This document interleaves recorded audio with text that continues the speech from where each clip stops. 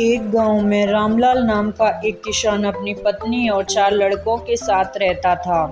रामलाल खेतों में मेहनत करके अपने परिवार का पेट पालता था, लेकिन उसके चारों लड़के आलसी थे, जो गांव में वैसे ही इधर-उधर घूमते रहते थे। एक दिन रामलाल ने अपनी पत्नी से कहा, अभी तो मैं खेतों में काम कर रहा हूँ, लेकिन मेरे बाद इन लड़कों का क्या होगा?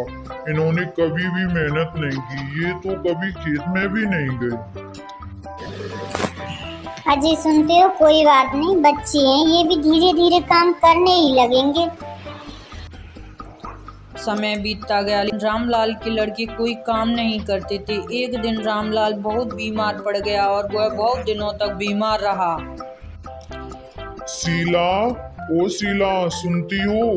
तुम चारों बेटों को मेरे पास बुलाकर लाओ। लगता है अब मेरा ज्यादा दिनों तक जिंदा रहना मुश्किल है।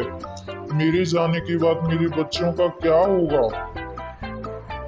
बच्चों, मैंने अपने जीवन में जो भी कमाया है वह सब खजाना मैंने अपने खेतों के नीचे दबा रखा है। मेरी बात तुम वह खजाना निकाल कर आपस में बांट लेना। यह बात सुनकर चारों लड़के खुश हुए। कुछ समय के बाद रामलाल की मृत्यु हो गई और रामलाल की मृत्यु के कुछ दिनों बाद जब उनके लड़के खेत पर गए तो उन्होंने सुबह से लेकर शाम तक सारा खेत खोद दिया, लेकिन उन्हें कोई खजाना नजर नहीं आया।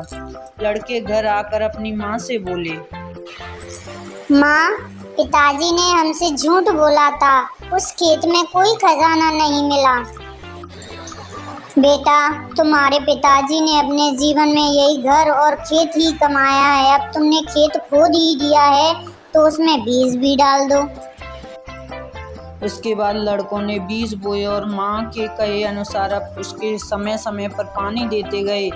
बाद में फसल पककर तैयार हो गई, जिसको बेचकर लड़कों ने अच्छा मुनाफा कमाया, जिसे लेकर वो अपनी माँ के पास पहुँचे।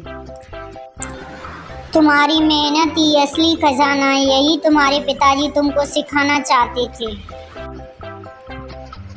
हमें आलस्य को त्याग कर मेहनत करनी चाहिए। मेहनत ही इंसान का असली दौलत होती है।